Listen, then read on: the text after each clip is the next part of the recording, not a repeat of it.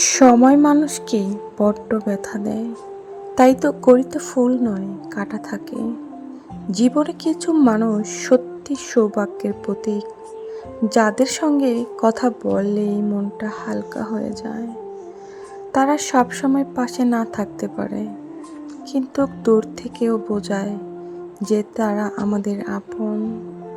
হাজারো ব্যস্ততার মধ্যেও তারা খোঁজ নেয়, সময় বের করে, অনুভব করায় যে আমরা তাদের কাছে গুরুত্বপূর্ণ।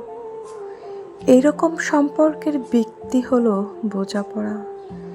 প্রিয় মানুষটিকে বুঝতে শিখলেই টিকে থাকে ভালোবাসা।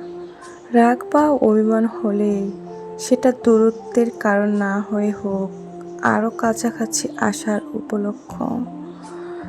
রাগের সময় বলা কথাগুলো হৃদয়ে না নিয়ে বরং তার আবেগটা বুঝে নিতে শিখুন।